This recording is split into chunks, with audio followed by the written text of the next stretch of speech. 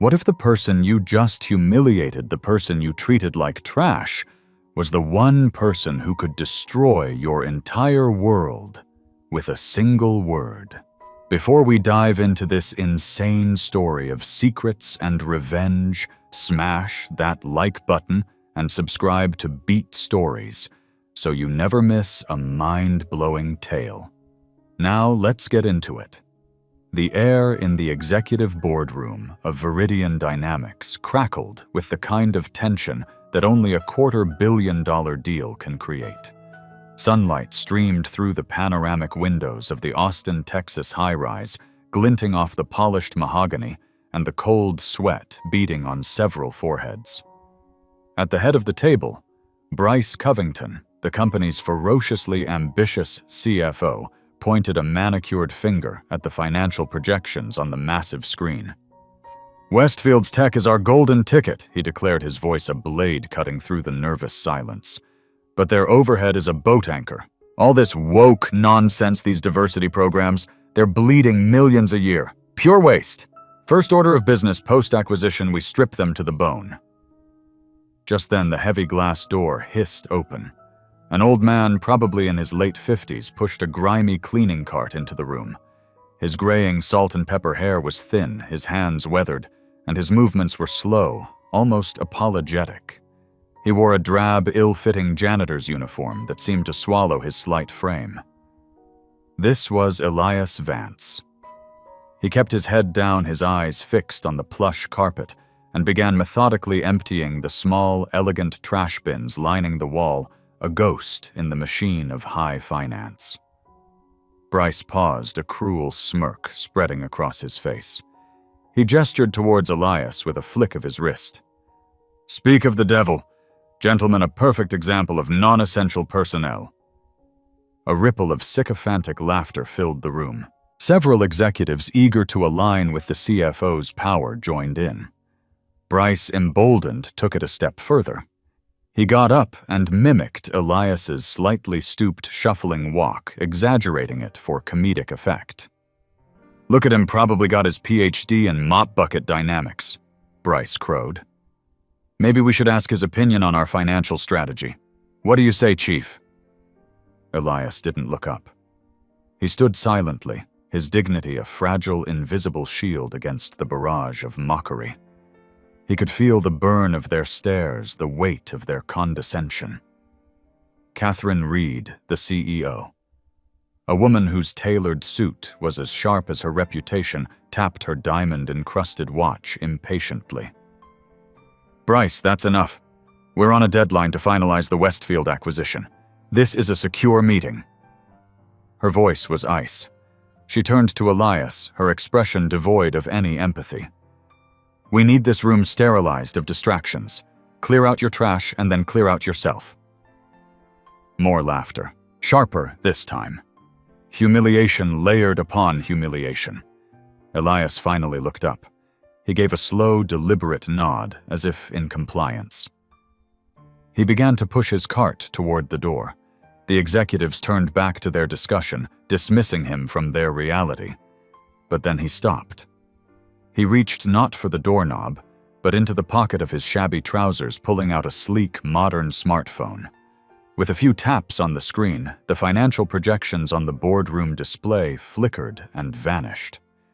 In their place, a single terrifying image appeared, the live ticker for Viridian Dynamics, VIDN, flashing a catastrophic blood-red arrow pointing straight down. 17%. In after-hours trading. The room fell into a silence so profound it was like a physical blow. The smug smiles on the executives' faces froze, cracking like porcelain. Bryce's jaw hung open. "Actually," Elias's voice was quiet, but it resonated with an authority that shook the foundations of the room. It was a voice they had never heard before. "I would like to discuss the acquisition. Specifically why it's about to fall apart, and more importantly, who is responsible." He reached under a pile of dirty rags on his cart and pulled out a pristine, leather-bound folder. The initials ERV were embossed in gold on the cover. He dropped it on the mahogany table with a resounding thud. The janitor they had just mocked held their entire future in his hands. What would you do if you were underestimated and humiliated only to reveal you held all the cards? Comment your ultimate revenge. Fantasy below. That same morning, long before the boardroom drama, Elias Vance had arrived at the gleaming monolithic headquarters of Viridian Dynamics. He wasn't dropped off by a driver in a Maybach, as he had been for 2 decades. He arrived on a city bus, invisible among the crowd of early morning workers. In the employee locker room, he stripped off his civilian clothes and slowly, deliberately put on the janitor's uniform. It was a costume, a disguise, and it fit him perfectly. At 58, the years had silvered his hair and etched deep lines of wisdom and pain around his eyes. He had once worn tailored Zegna suits that screamed power. Now the cheap polyester of the uniform served as a cloak of invisibility. 30 years ago, he had poured his blood, sweat, and genius into founding this company in a cramped garage, defying every investor who told him a black man couldn't build a tech empire. He was Jonas Harvey. No, that was the name on the legal documents, the name whispered in Wall Street legends. Today, he was Elias Vance Janitor. The majority shareholder had come to see what his creation had become in his absence. Disturbing reports of a toxic, predatory culture had reached him in his quiet retirement whispers of rot that had taken root since he had stepped back, trusting others to nurture the company he loved. He had to see it for himself, unvarnished and raw. Pushing his cart through the magnificent, sun-drenched lobby, he began his reconnaissance. He saw the company he built, but he didn't recognize its soul. As he passed the executive wing, Bryce Covington's voice boomed from his glass-walled office. "Hey, Pops! Missed a spot over there!" Bryce didn't even look up from his computer, but his voice was pitched for an audience. A few junior executives passing by snickered. Elias felt a familiar cold spike of anger, an echo from his past, but he quickly smothered it. He nodded respectfully, a mask of deference firmly in place. "My apologies, sir." He wiped the already immaculate floor, the act of submission, a bitter pill. Throughout the morning, the performance of cruelty continued. Bryce and his clique of executives seemed to take a perverse pleasure in it. They would drop crumpled papers just as he passed, forcing him to stoop and collect them. They referred to him as the help or the cleaner. Always within earshot, their words like tiny sharp stones. During a coffee break, one of Bryce's lieutenants, a VP named Greg, deliberately spilled his latte on the floor. He watched, arms crossed, as Elias knelt to clean it up. "See that, folks?" Greg announced to a group of young interns. "That's what happens when you don't pay attention in school. A cautionary tale." Catherine Reed, the CEO, witnessed the tail end of this incident as she walked to a meeting. Elias saw her lips tighten, a flicker of disapproval in her eyes. For a single breathless moment, he thought she might intervene, might say something to uphold the company values she so often touted in public. But the moment passed. She said nothing, turning to her assistant and continuing her conversation without a break in stride. Her silence was louder than the mockery.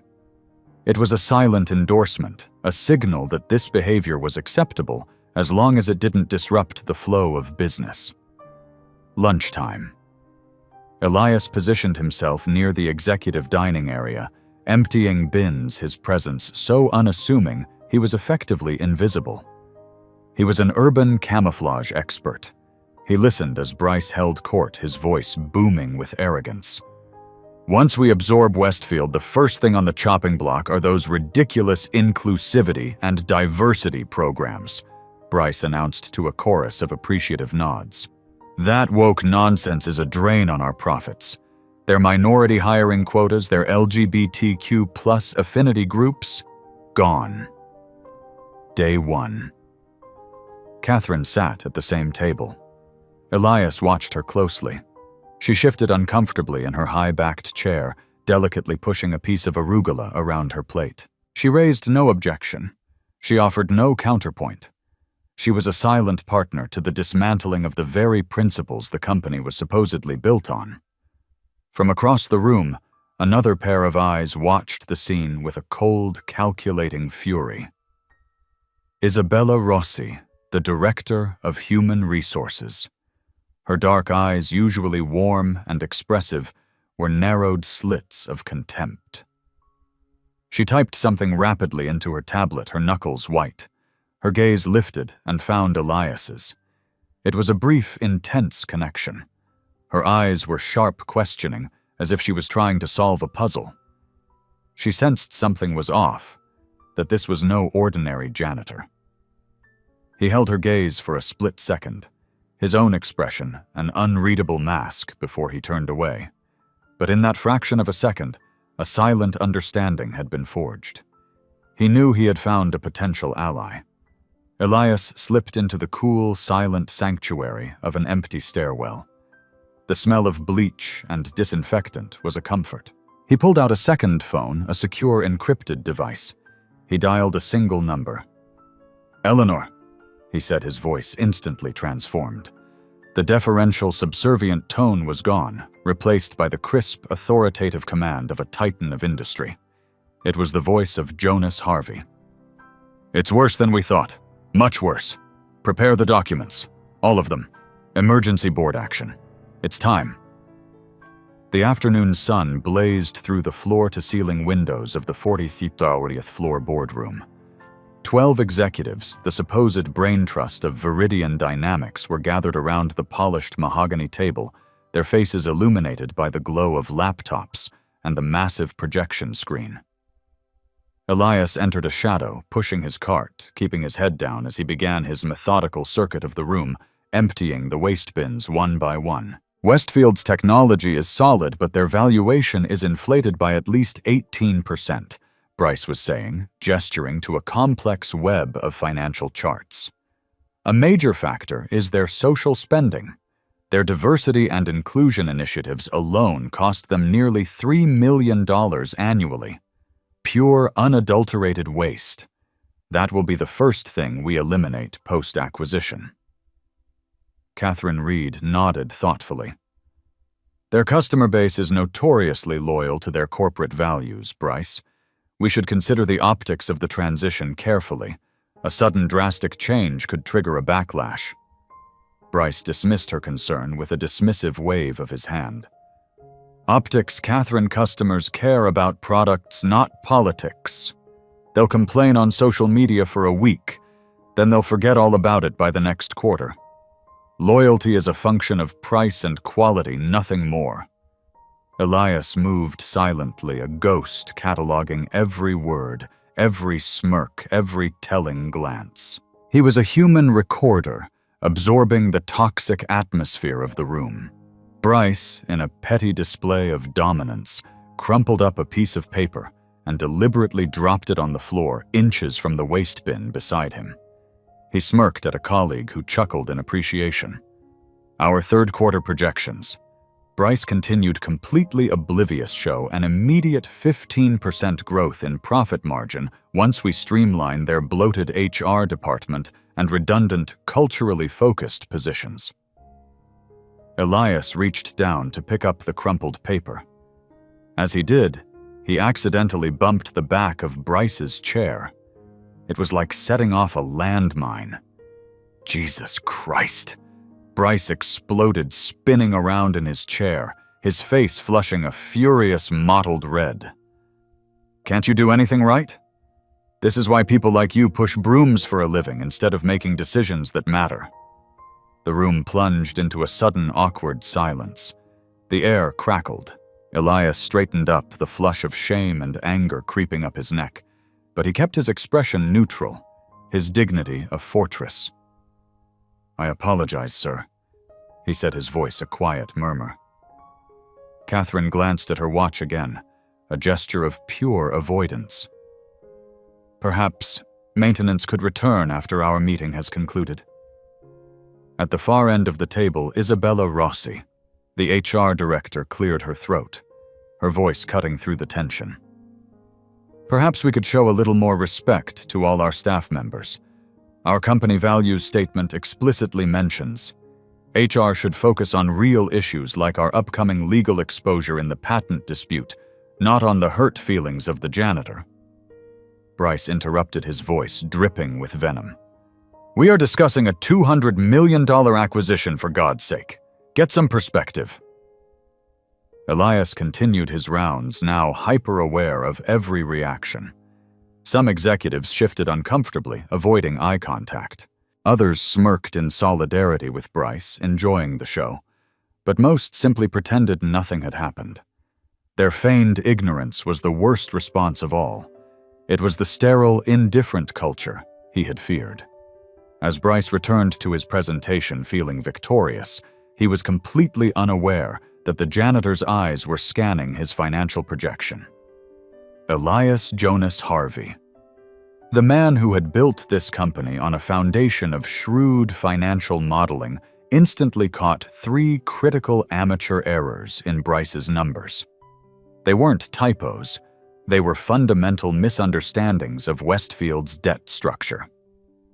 His eyebrow arched just a fraction of an inch at a particularly egregious miscalculation of future liabilities. Isabella, watching him like a hawk, noticed the subtle reaction.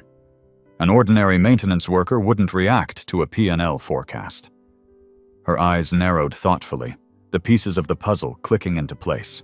Elias finished his work and turned to leave his cart nearly at the door. He had seen enough. More than enough. Hey, janitor! Bryce's voice boomed across the room again. Before you go, you seem so interested in our little chat. Want to give us your expert opinion on our $200 million deal? Several executives chuckled. Elias stopped and slowly turned, his expression carefully cultivated to be unreadable, a blank slate of submission. Come on, don't be shy. Bryce beckoned him forward with an exaggerated, condescending wave. Here at Viridian, we value all voices. Isn't that right, Isabella? Since diversity is so important these days, let's hear the janitor's perspective. Get a view from the ground floor, so to speak. The atmosphere in the room shifted. The nervous chuckles of some grew into full-blown laughter, while others grinned, eager to see how far their CFO would take this public humiliation. Jonas stood motionless for a beat, his calloused hands gripping the handle of his cleaning cart. Come on over. Bryce patted the empty, expensive leather chair beside him. Best view of our brilliant strategy, right here. He winked at the HR director, whose jaw had tightened into a solid block of granite. With measured, deliberate steps, Elias released the cart and approached the table. His posture, once stooped and subservient, was now ramrod straight. The weight of their derision seemed to fall away from his shoulders. Through the glass walls of the boardroom, employees in the open-plan office slowed their pace, their curiosity piqued by the bizarre scene unfolding within a maintenance worker taking a seat at the executive table. The light from the projector illuminated Elias's face, revealing nothing but a profound, patient dignity that seemed to unnerve some of the onlookers. These, Bryce gestured grandly at the complex financial projections on the screen, his voice dripping with condescension, are what we call profit and loss forecasts. That's P&L for those of you who haven't been to business school. A few executives snickered on cue. The blue lines represent revenue growth after the acquisition. The red lines indicate cost reductions. We achieve those by eliminating redundancies like unnecessary staff and programs. He shot Elias a pointed look. Elias studied the charts, his eyes scanning the data with the speed and precision of a supercomputer. He remained silent. A little too complicated for you. Bryce's voice was a silky, insulting purr. Don't worry your head about it. Maybe you should stick to figuring out which brand of mop works best on coffee stains.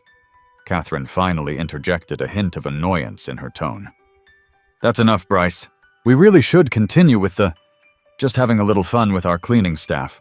Catherine Bryce interrupted, cutting her off and placing a heavy, patronizing hand on Elias's shoulder. He doesn't mind, do you? Probably the most interesting part of his day, seeing how the important half lives. The humiliation was methodical, theatrical, and designed to entertain at Elias's expense. Yet as he absorbed each verbal barb, each condescending remark, his mind was a whirlwind of activity. He wasn't just identifying errors now. He was deconstructing Bryce's entire strategy, exposing its fatal flaws. The synergies were wildly overvalued. The integration costs were dangerously underestimated. And Bryce had completely, utterly misunderstood the terms of Westfield's recent debt, restructuring a mistake that would not just hurt the deal, but potentially bankrupt it.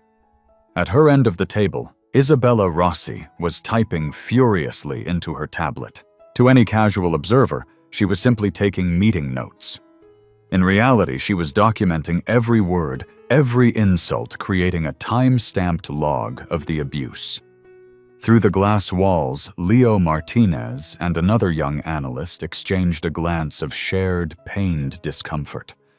The public degradation of the old janitor was a terrifying reflection of their own daily experiences, the subtle and not-so-subtle aggressions they faced as minorities in this environment.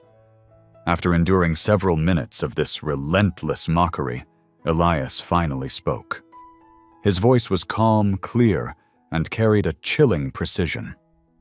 "Your projections," he said, "failed to account for the covenant default trigger in Westfield's Series B convertible debt notes, which was activated by their restructuring last quarter." The room fell dead silent. Even the air seemed to freeze. Bryce recovered first, forcing a laugh that was too loud, too brittle. "Wow. Impressive guess. Maybe you've been reading the Wall Street Journal during your smoke breaks, old-timer." He turned to the rest of the room, attempting to reclaim control. "Now back to actual business." He gestured dismissively at Elias. "And you back to your real job." Elias stood up. Without another word, he walked back to his cart.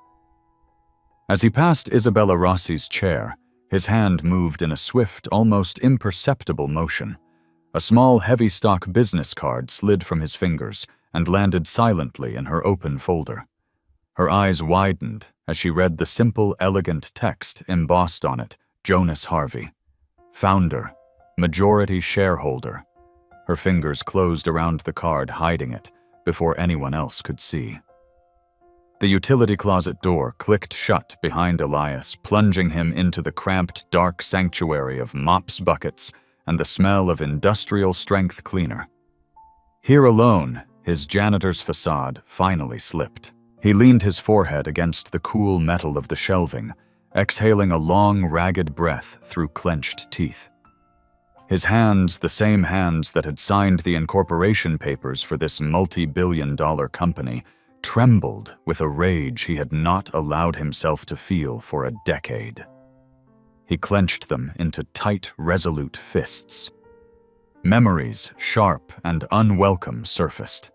A younger Jonas, already a vice president, being told to use the service elevator at a conference. Investors at a funding pitch, assuming he was there to serve coffee, not to present his revolutionary software. The constant grinding need to be twice as smart, twice as prepared, 3 times as dedicated, just to be considered half as good. He had built this empire as a fortress against that prejudice.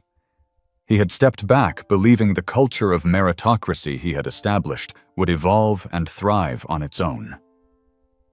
He was wrong. So deeply, profoundly wrong. Elijah. No. Jonas straightened his uniform, retrieving his personal encrypted phone from a hidden pocket sewn into the lining. He called Eleanor Chen his lawyer confidant and friend for over 20 years. "Eleanor," he said, "I've seen enough." His voice was transformed.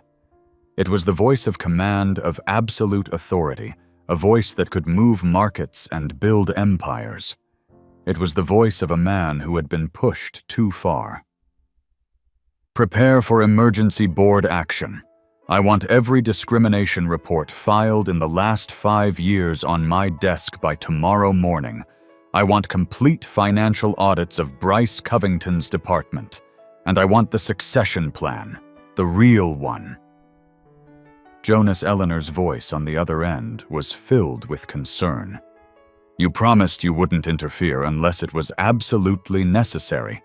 You wanted to let authentic leadership develop without your shadow looming over them." "It's necessary," Jonas interrupted, his voice like flint. "What I've witnessed today is not leadership. It's a cancer, and it violates every principle this company was built on." A soft, hesitant knock on the closet door interrupted him. "I'll call you back," he said, instantly ending the call. He slipped the phone back into its hiding place and took a deep breath, resuming the passive, tired persona of Elias Vance as the door opened. It was Isabella Rossi. She closed the door quietly behind her, plunging them into near darkness. "I knew something was different about you," she said, her voice a low, urgent whisper. "The way you were watching everyone, the way you noticed those projection errors. No ordinary maintenance worker catches financial discrepancies that specific." She held up his business card, the gold lettering glinting in the sliver of light from under the door. "I've been documenting everything for months. Harassment complaints buried by Bryce's cronies. Qualified minorities repeatedly denied promotions. Retaliation against anyone who dares to speak up." She held up her tablet, its screen illuminating their faces. She showed him what she had built, extensive, damning evidence. Copies of emails, manipulated performance reviews, audio recordings of inappropriate comments, a detailed log of incidents categorized by severity date and perpetrator. "Why hasn't Catherine done anything about this?" Jonas asked, his voice low. She tried. At first, Isabella revealed. Bryce threatened her. He told her he had fabricated a file on her for misconduct and had 2 board members who would corroborate his story. She chose self-preservation over doing the right thing. Understanding dawned in Jonas's eyes. It wasn't just a few bad apples. The whole barrel was rotten. "The board has been captured," Isabella confirmed. "Most of them. Bryce has built a coalition of loyalty through backroom deals, profitable arrangements, and thinly veiled threats." Jonas nodded his decision, crystallizing into cold, hard resolve. "I built this company on 2 pillars: inclusion and innovation. One cannot exist without the other. They are 2 sides of the same coin.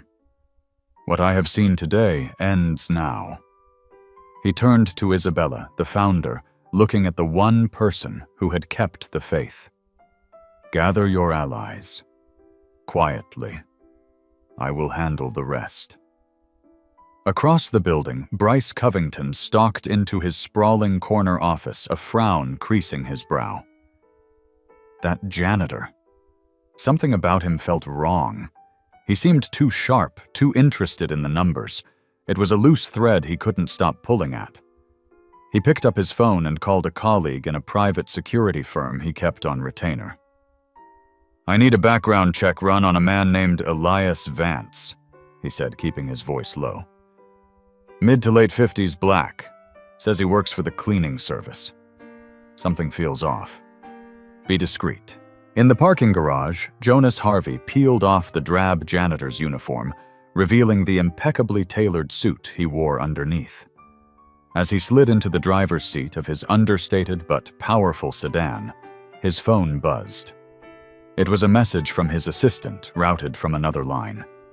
Marcus Thorne, the CEO of Westfield, was expressing last-minute serious concerns about the Viridian acquisition. Jonas smiled. The first domino had just fallen. The next day, A palpable tension hung over Viridian dynamics.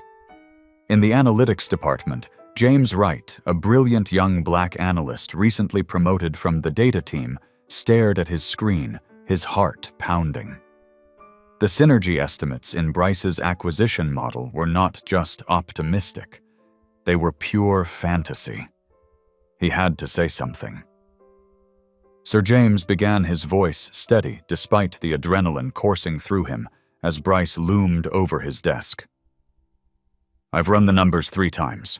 These synergy estimates seem detached from Westfield's actual market position.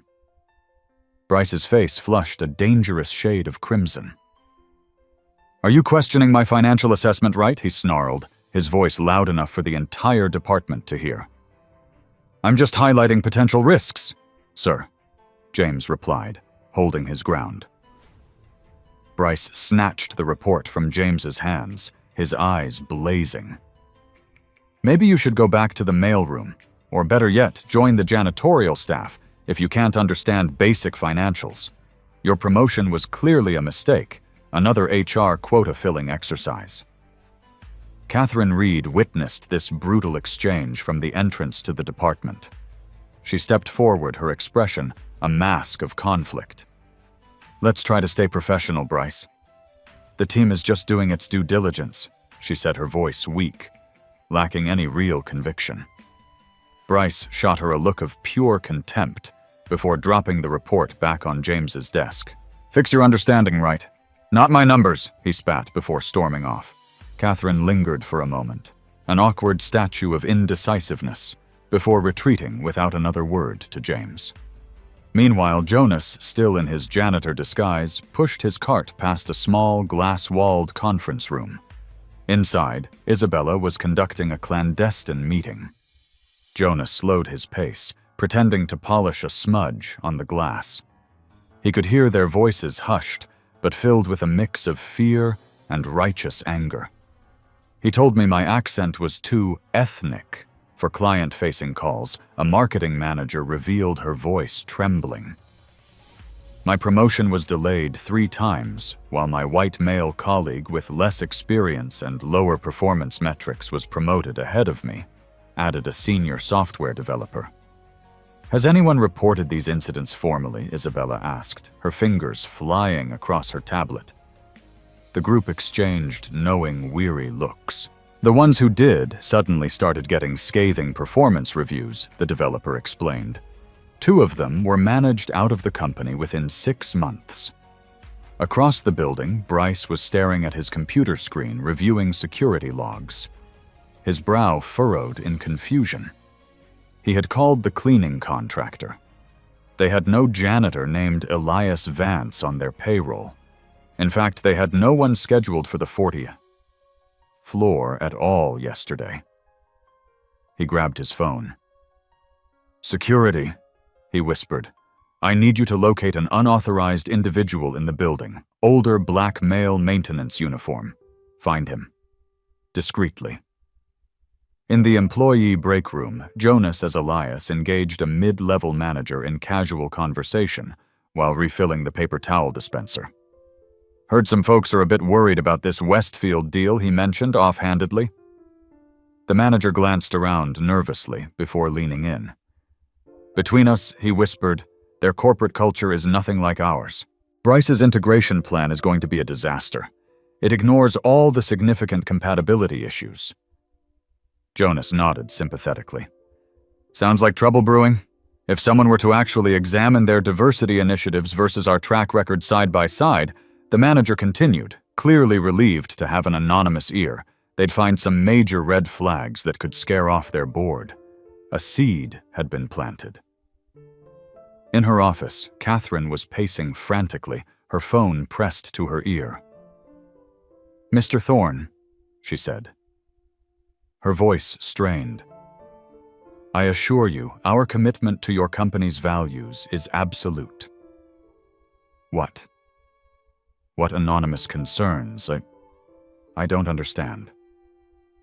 She listened, her face paling. Any delay could affect market perception for both of us. Yes, I understand. Yes, I will address these issues personally. Thank you for bringing them to my attention." She hung up her hand, trembling, and immediately dialed Bryce. "We have a problem," she hissed. "Someone is actively sabotaging the deal from the inside." At that moment, a message appeared on Bryce's phone from his security contact. It was a crisp, clear security image of Jonas in his janitor disguise. The text beneath read, "Unscheduled personnel. Identity unknown. Active in building now." "This stays between us," Bryce commanded into his phone, calling an emergency meeting of his key executive allies in a small private conference room. Catherine's conspicuous absence hung heavy in the air. He displayed the security image on the screen. "We have a security situation that threatens the Westfield acquisition," he announced gravely. Murmurs of shock rippled through the room. "Is this corporate espionage?" asked the chief technology officer. "That's the working theory," Bryce said, his expression grim. He was carefully editing the narrative, omitting the part where he had mercilessly humiliated this very man. This individual wasn't just a nosy janitor. He wasn't even a real janitor. His intense interest in our acquisition projections suggests he was gathering intelligence possibly for a competitor or even for Westfield themselves. Across town, in the hushed, elegant dining room of a private club, Jonas Harvey sat across from Marcus Thorne, the CEO of Westfield. The bespoke suit Jonas now wore commanded a level of respect the janitor's uniform was designed to deflect. When my assistant said Jonas Harvey wanted to meet, I almost didn't believe it. Marcus admitted studying the man who was both a legend and a ghost. The founder emeritus back from the shadows. "I never truly left, Marcus," Jonas said, taking a sip of water. "I merely stepped back to allow new leadership to flourish without my shadow. Unfortunately, that experiment has produced concerning results." He leaned forward. "The anonymous concerns that reached your board about Pinnacle's culture. Those were from me. After observing firsthand how Bryce Covington and his team conduct business, I cannot in good conscience allow your company with its exemplary diversity initiatives and innovative culture to be dismantled by his brand of leadership." "You're the majority shareholder," Jonas Marcus said, perplexed. "Why not just remove him?" Jonas's eyes sharpened. "Because a snake cut in half can still bite. I didn't just want to remove one man. I needed to expose the entire nest. Corporate governance requires due process, and more importantly, I needed incontrovertible evidence of the systemic issues. My janitor persona provided me with a front-row seat to the unvarnished truth." Back at Viridian, Catherine Reed stormed into Bryce's office. "You called an executive meeting without me. I am the CEO of this company, Bryce." It was a time-sensitive security matter. He dismissed her with a wave. "Besides, you were a little busy with damage control. Westfield is threatening to walk away from the entire deal."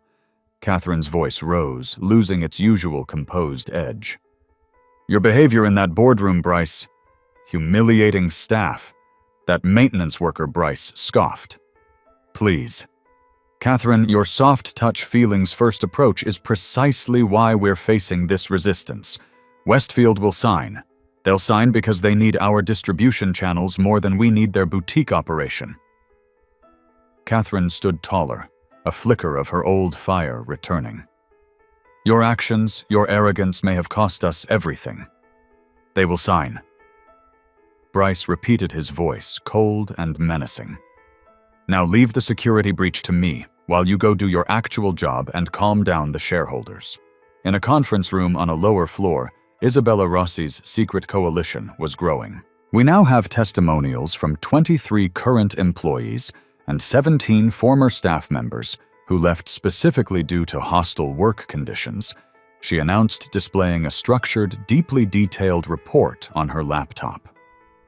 All of them corroborate a pattern of discrimination that intensified under Bryce's financial leadership. Meanwhile, Bryce was hunched over his computer, his paranoia driving him to dig deeper. He was scrolling through investment records tracing ownership stakes. His expression darkened as he finally found the name Jonas Harvey. It was listed as a minor investor. He had misinterpreted the complex web of holding companies that deliberately obscured Jonas's majority stake. It was a classic misdirection he had designed himself years ago. He snatched up his phone. "Security. I want Jonas Harvey banned from this building. Immediately." The main boardroom had become a war room, with the executives split into tense, opposing factions. "Perhaps we should re-examine our approach to the Westfield integration," the chief marketing officer suggested hesitantly. "Their corporate culture is a significant part of their brand identity. Their culture is irrelevant," interrupted a lawyer from the legal department, a staunch ally of Bryce's. "We are acquiring their technology and their market share, not their HR policies." The division was palpable. A deep fissure was cracking the company's leadership, a split between those who valued profit above all and those who were beginning to see the catastrophic cost of that singular focus. Catherine Reed's phone buzzed. A text message from an unknown number. It read, "Emergency board meeting tomorrow at 9 a.m. Your career and the soul of this company depend on which side you choose." She stared at the sender information. Jonas Harvey. The weight of the coming confrontation settled on her shoulders like a shroud. The time for silent complicity was over. Morning light streamed into Viridian's headquarters, but it did little to dispel the atmosphere of dread and anticipation. Employees whispered as they noticed an unusual number of security personnel positioned discreetly throughout the building. Executive assistants buzzed about an unscheduled all-hands board meeting. Something seismic was coming. Bryce Covington, trying to project an aura of confidence he no longer felt, strode through the marketing department. He was in damage control mode, trying to shore up his defenses before the battle. He stopped at the desk of Zoe Patterson, a talented young black woman he had personally blocked from promotion 3 times. "Zoe," he said, his smile a grotesque mask that didn't reach his cold eyes. "Good news. That senior manager position you interviewed for last quarter? After careful reconsideration, it's yours. Effective immediately." Zoe looked up, her expression a careful mixture of surprise and suspicion.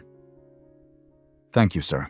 But what changed since my last review, just recognizing talent where it's due?" Bryce said, placing a promotion document on her desk. He leaned in, lowering his voice to a conspiratorial whisper. "Between us, there may be some troublemakers, spreading misinformation about our company culture. It would be very helpful to have the perspective of a valued minority employee like yourself to help correct that false narrative.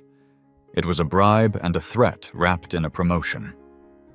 Zoe's expression remained carefully, brilliantly neutral. "I see." Similar scenes were playing out across other departments as Bryce attempted to strategically promote previously overlooked employees, creating a paper trail of performative diversity and subtly threatening them to toe his line. Meanwhile, Catherine Reed had secured an empty office for a clandestine meeting with Isabella Rossi. "Why didn't you come to me sooner with all of this?" Catherine demanded, gesturing at the mountain of documentation displayed on Isabella's tablet. Isabella, without a word, pulled up an email folder on her screen labeled CEO Communications. "I did," she said quietly. 3 times. Your executive assistant, who was appointed by Bryce, said you were too busy to meet. A week later, my official concerns were mysteriously reclassified in the system as low-priority internal matter, resolved. Catherine's face fell as she scrolled through the evidence of her own willful blindness, her complicity through calculated inaction. I knew things were problematic. She whispered, her voice choked with shame. But I had no idea it was this systematic. Bryce created a culture of fear, Isabella explained, her voice devoid of judgment. He made examples of those who spoke up. Most victims learned to stay silent. It was a survival mechanism. Across town, in the sterile, book-lined quiet of his lawyer's office, Jonas and Eleanor Chen reviewed the company bylaws he had written 30 years ago. He's violated at least 15 clear-cut corporate policies, Eleanor confirmed, tapping a gold pen on a thick legal document. Discrimination, harassment, creating a hostile work environment, misrepresentation of financial risks to the board. The list is extensive. The board can't possibly ignore this. Some of them will try, Jonas said, straightening his tie. It felt like battle armor. Bryce has cultivated his allies carefully. They'll try to frame this as just his demanding management style. Then Jonas said, his voice hardening, they will share his fate. In his office, Bryce was working the phones, his voice a frantic, desperate buzz. I need your vote tomorrow. Yes, I understand the concerns, but you have to see this for what it is, an attempted hostile takeover by an absentee founder who has lost touch. No, he doesn't have majority control. That's absurd. I've seen the records. His confidence was visibly wavering as he tallied his potential allies. The coalition he had thought was solid iron now showed concerning cracks. He frantically pulled up Jonas's investor profile again, digging deeper this time, tracing the lines of ownership through a maze of holding companies. His face went pale as he began to understand the scale of his miscalculation. Throughout the building, whispers about the incident with the janitor had morphed into a full-blown legend. In the break room, a customer service representative was holding court. My cousin works at Westfield, he told his colleagues in a hushed tone. He says their CEO got an anonymous tip about Viridian's toxic environment and pulled back from the deal. It came from inside the company. On a financial news network, Marcus Thorne was diplomatically addressing the rampant speculation. We're simply conducting some additional due diligence regarding cultural alignment, he said smoothly. Strong corporate values have always been the foundation of Westfield's success. Viridian's stock VDN dipped another 3% in pre-market trading in response. As 9 a.m. approached, board members began to arrive, gathering in small, anxious clusters outside the main boardroom. Their hushed, nervous conversations ceased the moment Bryce appeared, his typical arrogant swagger replaced by a brittle, defensive uncertainty. What exactly is this emergency meeting about? Bryce demanded, a long-serving board member, her arms crossed. A disgruntled former executive attempting to undermine our acquisition strategy, Bryce replied, failing to meet her eyes directly. Nothing we can't handle internally. The polished chrome elevator doors at the end of the hall hissed open. Jonas Harvey stepped out. He wore an impeccable charcoal suit, his bearing regal and commanding. There was nothing left of the stooped, shuffling janitor they had mocked. He was a king reclaiming his throne. The board members stared, their mouths agape in stunned, horrified recognition. 2 security guards moved to intercept him, their training kicking in. But they froze as Catherine Reed emerged from her office, her face pale but resolute. She spoke 4 words that echoed down the marble hall like a gunshot. Let him pass. Immediately. The air in the boardroom was thick enough to suffocate. The Westfield acquisition represents our strategic direction for the next decade. Bryce was saying, his voice a little too loud, his confidence a poorly constructed facade. These baseless last-minute discrimination claims are clearly and maliciously designed to derail our momentum and harm shareholder value. The heavy glass door opened. Jonas Harvey entered with slow, measured steps, followed closely by Eleanor Chen, who carried a thick leather portfolio. The room fell silent, as recognition finally dawned on the faces that just days earlier had been twisted in laughter at the man who now stood before them, exuding an aura of immense, quiet power. "Mr. Harvey is not authorized to attend this board meeting," Bryce stammered, recovering first. He gestured angrily at the security guards by the door. "Please remove him." "That won't be necessary, Bryce," Jonas said calmly. He walked to the head of the table and placed a stack of documents down with a soft, definitive thud. "As the 67% majority shareholder and founder of this company, I believe I have a seat." A wave of pure shock washed through the room. Board members exchanged panicked glances, their minds racing, recalculating their allegiances in real time. "That's impossible," Bryce scoffed, though a tremor of fear had crept into his voice. "Our ownership records don't show. My holdings are structured through 7 different entities," Jonas interrupted, sliding the ownership certificates across the polished table. "It was a privacy measure I established long ago, not an act of secrecy. The board secretary has always had access to the complete, unredacted records. The corporate secretary, a mousy man who had been with the company for 40 years, nodded his confirmation, unable to meet Bryce's accusing, desperate glare. Jonas took the empty chair at the head of the table, the one Bryce had been occupying moments before. He unbuttoned his suit jacket. "For those of you who don't know me," he began, his voice carrying not a trace of bitterness, only the weight of historical fact. "My name is Jonas Harvey. I built this company from a dream in a dusty garage 30 years ago, when most of Wall Street told me a black man couldn't succeed in the tech industry. I stepped back from daily operations a decade ago, believing I had built a culture strong enough to thrive without my visible presence." He surveyed the room, his eyes lingering on each uncomfortable face. "I was wrong." "This is absurd," Bryce attempted to regain control, his voice cracking. "You can't just waltz in here after 10 years of absence and—" "I can," Jonas interrupted, his voice like steel. "And I have." He tapped his phone and the main display system flickered to life.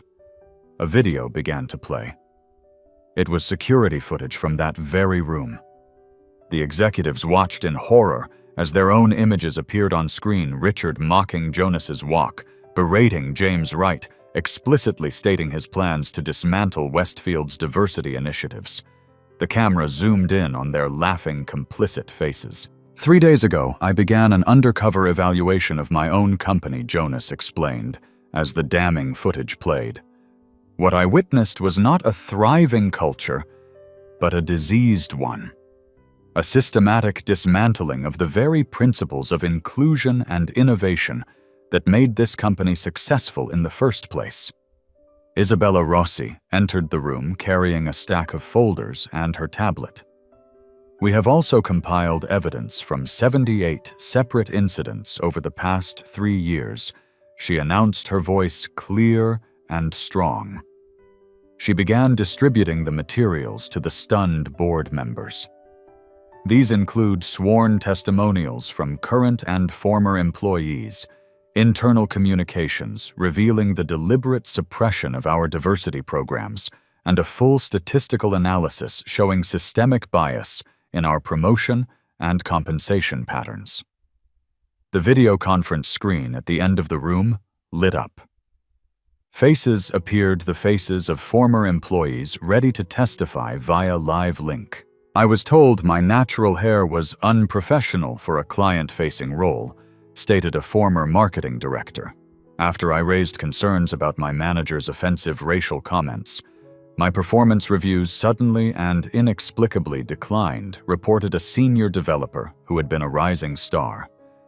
"My technical suggestions were consistently ignored in meetings until a white male colleague repeated the exact same idea 5 minutes later, at which point it was hailed as brilliant," added a female engineer who had left a year prior.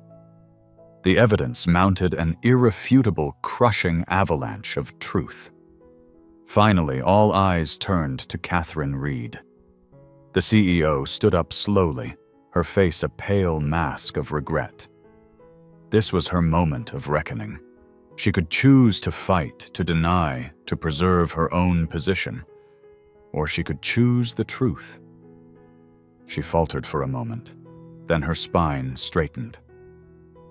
"I failed," she said, her voice shaking but clear. "I failed this company, and I failed its people. I witnessed inappropriate behavior. I knew about the toxic environment, and I chose the comfortable path of silence over the difficult path of action." Her voice gained strength. "I was complicit through my inaction, and I accept full responsibility for that failure." Jonas acknowledged her confession with a slight, almost imperceptible nod. He then addressed the room. "Effective immediately, Bryce Covington is terminated for cause for creating a hostile work environment, for engaging in discriminatory practices, and for actions fundamentally contrary to shareholder interests." "You can't do that." Bryce began, his face a mask of disbelief. "I can," Jonas repeated, his voice glacial. "And I have. The entire executive team will undergo an immediate and comprehensive restructuring. A complete culture reform begins today. And the Westfield acquisition will proceed, but only on the condition that their diversity initiatives are not only preserved, but enhanced and expanded across the entire merged company." Bryce stood up his chair, scraping loudly against the floor. He was desperate. "You're making a catastrophic mistake. Our share price will plummet. I know things about this company. Our operations, our security vulnerabilities, accounting practices, things that could devastate us if they were made public." The room went still at the naked, ugly threat of blackmail. Jonas remained completely unperturbed. "That would be a flagrant violation of the non-disclosure agreement you signed, Bryce, which carries a $50 million penalty. It would also result in immediate criminal charges for securities fraud and corporate extortion." Jonas's voice carried a deadly final calm. "Choose your next move very carefully, Bryce. Your remaining options are narrowing by the second." At a silent signal from Eleanor, the two security guards stepped forward. Bryce snatched his laptop and phone from the table, his eyes glaring at each board member in turn. "You're all fools," he spat, his voice filled with venom. "You're choosing some social justice fantasy over shareholder value. This company won't survive when the market learns its founder has gone woke." As the guards escorted him out, Jonas spoke one last time. "The market, Bryce, will learn that Viridian Dynamics is recommitting to the core principles that built our success in the first place: innovation driven by diverse perspectives and uncompromising ethical leadership." The boardroom door closed, but Bryce's final menacing glare lingered in the air like a toxic vapor. "This isn't over," he had mouthed silently. The battle for Viridian's boardroom was over. The war for its soul had just begun. A tidal wave of transformation swept through Viridian Dynamics with the force of long-suppressed justice finally unleashed. The emergency board meeting stretched on for 6 more hours, as Jonas, with the precision of a master surgeon, began to methodically excise the cancer that had infected his company. Isabella Rossi is hereby appointed to the newly created position of Chief Culture Officer with a full voting seat on this board, Jonas announced to the shell-shocked room. Her first task will be a comprehensive top-to-bottom audit of all promotion compensation and review practices across every department. Several executives known allies of Bryce shifted uncomfortably in their seats. Within the hour, 2 of them tendered their immediate resignations via email rather than face the coming investigation. "We accept both resignations," Jonas stated without a flicker of hesitation. However, Their departure does not exempt them from the forthcoming legal and financial review. By afternoon, the opulent 40th floor, once a bastion of cronyism, was transformed into a command center for corporate rehabilitation. HR teams, bolstered by external ethics consultants, began conducting departmental assessments. Legal teams started the painstaking process of reviewing past settlements and non-disclosure agreements related to discriminatory practices, preparing to unseal them. The energy in the building was a strange cocktail of anxiety and exhilaration, like a patient waking up after painful but life-saving surgery. Catherine Reed remained diminished, but not entirely removed. She was given a smaller, unadorned office, a clear symbol of her probationary status. "Your honesty is the only reason you are still employed by this company," Jonas informed her in a private meeting. "But that is temporary. Your actions moving forward will determine your future here." She nodded, accepting the conditional reprieve with a humility she hadn't possessed a day earlier. "I will earn back the trust I broke," she said quietly, "or I will step aside entirely." Despite Jonas's attempts at discretion, news travels at the speed of light in the tech world. By evening, industry blogs were buzzing with speculative headlines: "Major shakeup at Viridian Dynamics. CFO Bryce Covington exits amid rumors of cultural turmoil." By morning, the story had hit the mainstream business media. Billionaire founder returns as undercover janitor exposes toxic leadership, splashed across the front page of the Wall Street Journal's digital edition. Undercover founder trended on social platforms. Jonas granted no interviews, choosing instead to focus his energy on internal healing. His only public statement issued through the company's press office was simple and direct: Viridian Dynamics is recommitting to its founding principles of innovation through inclusion. Our greatest asset has always been our people. We are correcting our course to ensure that every employee feels valued, respected, and empowered to do their best work. Inside the company, the reactions were a complex, emotional tapestry. Overwhelming relief from those who had suffered under Bryce's regime mingled with deep anxiety from those who had benefited from the old system. James Wright, the young analyst Bryce had publicly berated, found a handwritten note on his desk when he arrived at work. "Your insights were correct, and your courage was noted. I'd like you to present your concerns about the Westfield model directly to me this afternoon. We need that kind of critical perspective at the highest levels." J.H. Zoe Patterson. The marketing manager, who had been offered the tainted promotion, walked into the newly empowered HR department and returned her unsigned offer document. "I want to earn my advancement based on merit," she explained to Isabella, "not as a tool for damage control." Isabella made a note of this act of profound integrity. In the legal department, generous settlement packages were being drawn up for the former employees who had been pushed out by discriminatory practices. Crucially, the agreements lacked the standard ironclad non-disclosure requirements. Jonas was replacing the culture of secrecy with one of radical transparency. Bryce, meanwhile, had retreated to his palatial mansion in the Austin Hills, but he had not retreated into silence. He was working his phones relentlessly, desperately trying to rally his old supporters and poison the well. "Harvey is destroying shareholder value with these woke policies," he argued to a former board ally who had resigned. "The market is going to punish this social justice experiment. You need to get out now before it all goes to hell." Few publicly aligned with him.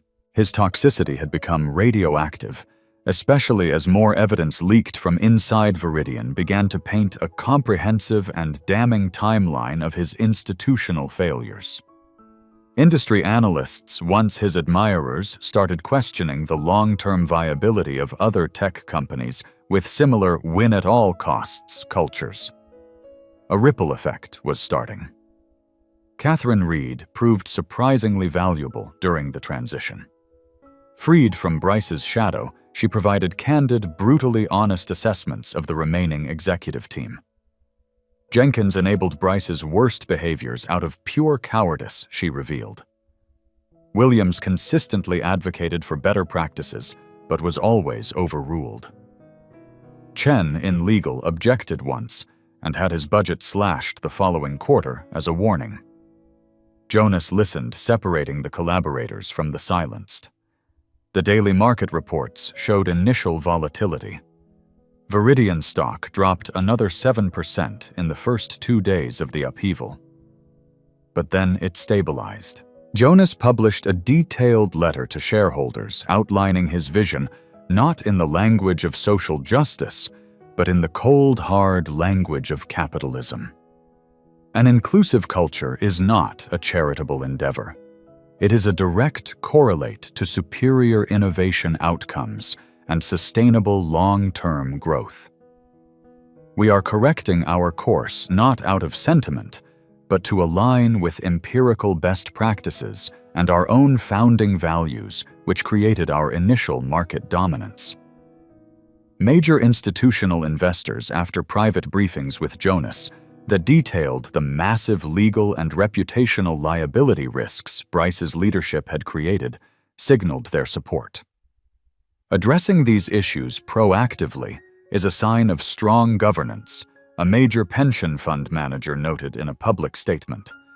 The temporary disruption is preferable to the inevitable class action litigation that was on the horizon.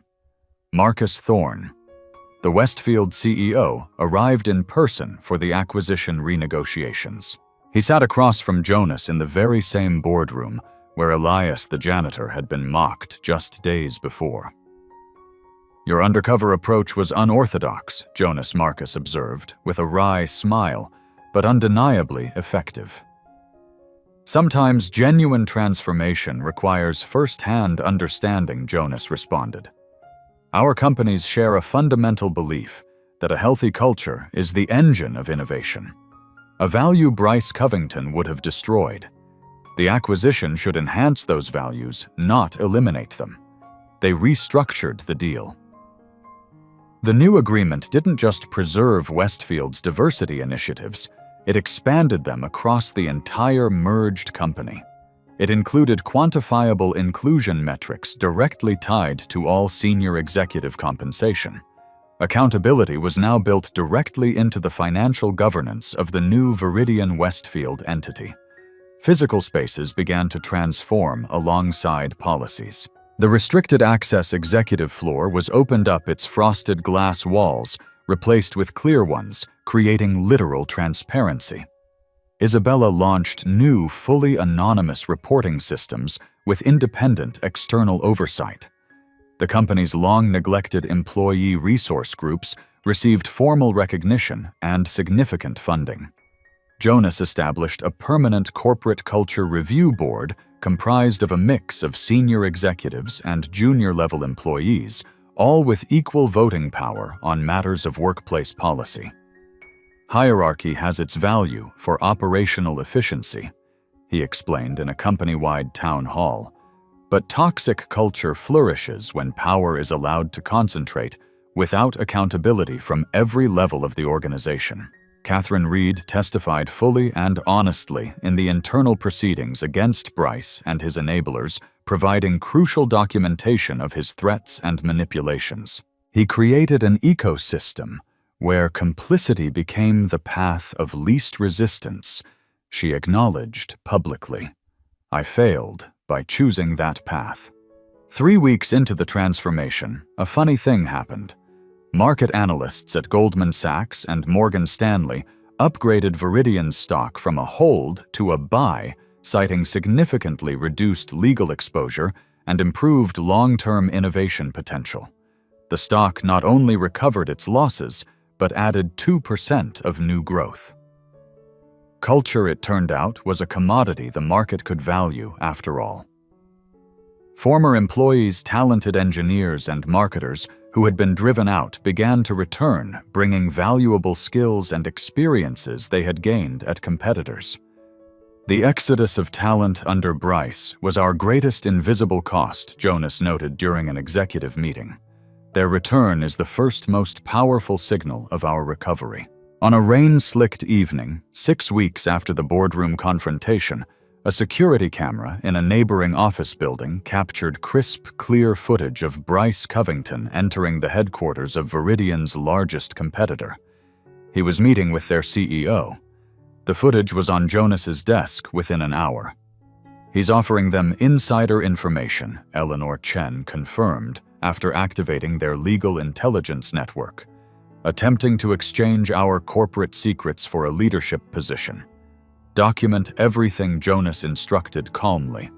His non-disclosure agreement makes any such disclosure a federal crime. Let him walk deeper into the trap. As Jonas worked late that evening reviewing the first quarterly culture transformation metrics in what was once Bryce's opulent office, he noticed a new janitor emptying his trash bins.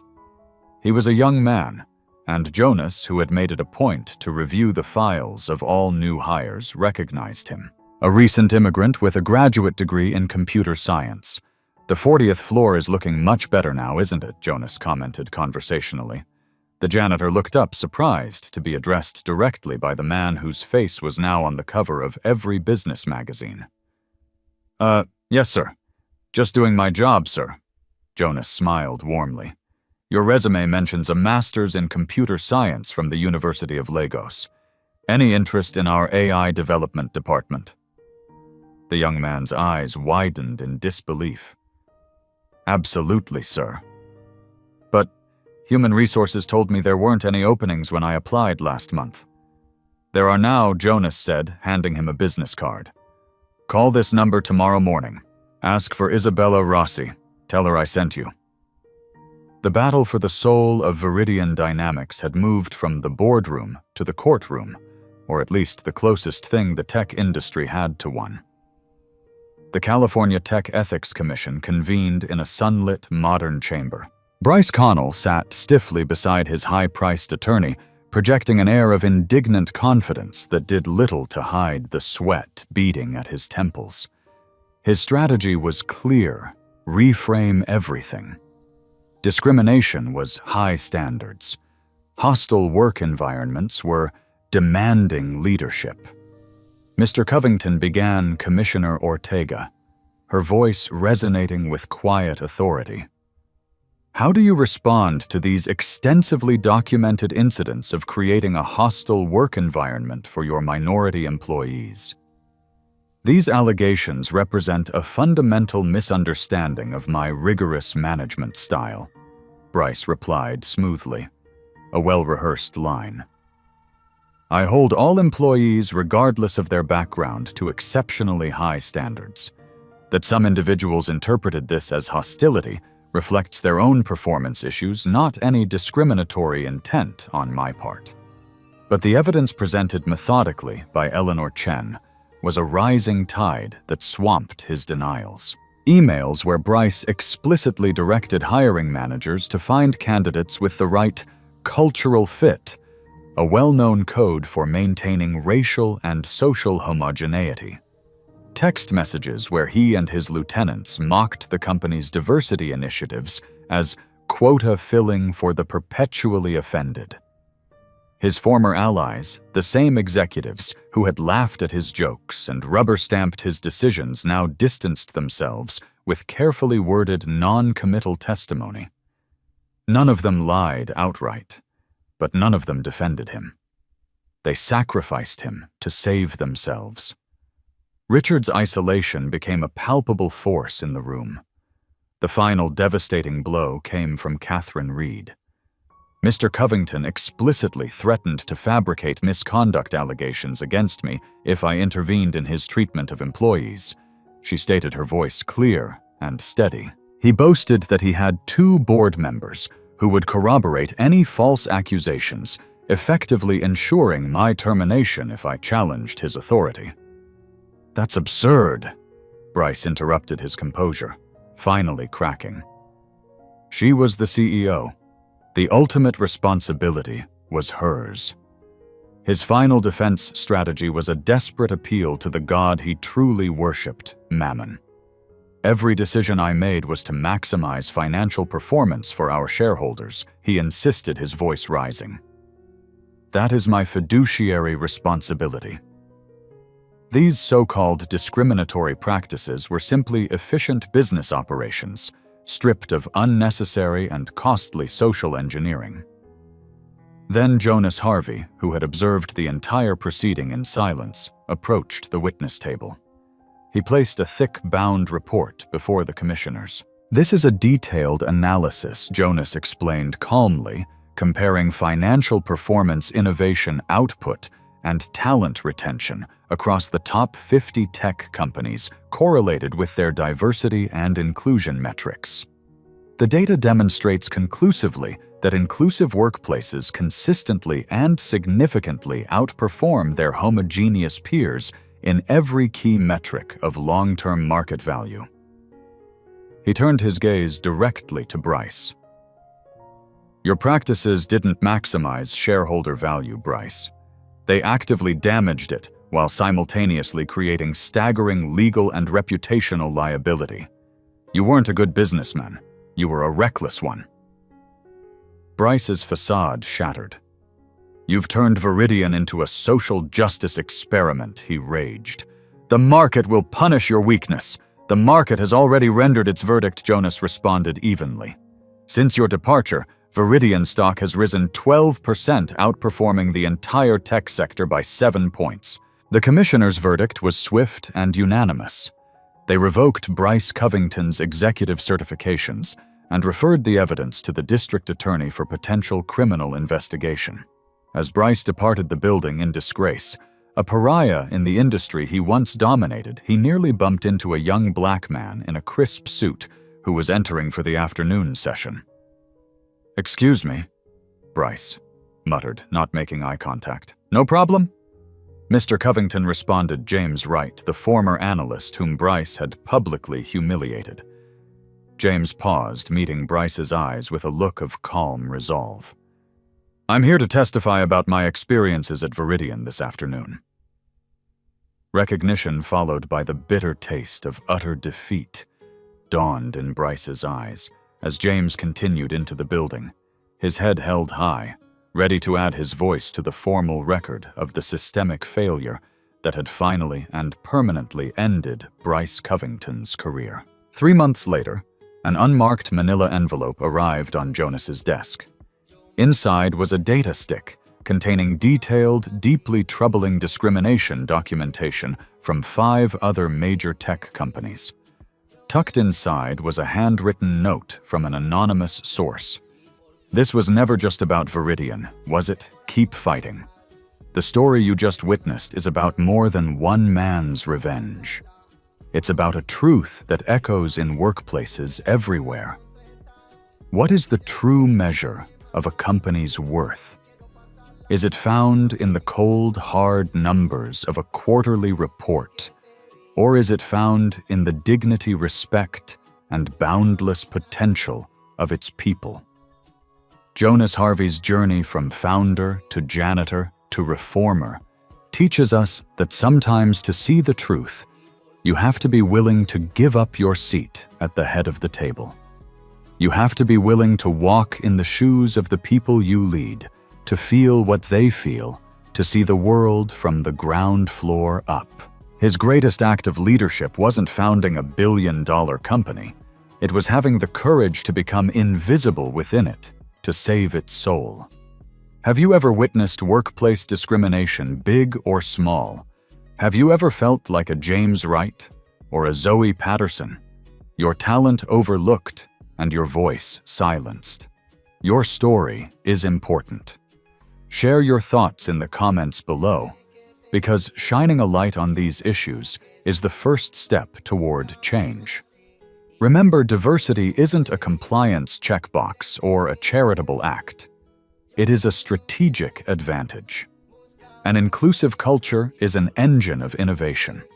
It fosters the kind of creative friction and diverse perspectives that solve complex problems and drive markets forward. The business case for inclusion is every bit as compelling as the moral imperative. If this story moved you, please share it with your colleagues, your friends, or any leader who is shaping a workplace culture. Sometimes a single narrative can communicate a truth that 1,000 pages of statistics cannot. And finally, be sure to subscribe to Beat Stories and turn on notifications. We believe in the power of stories to not just entertain, but to challenge, to inspire, and to empower. Thank you for watching.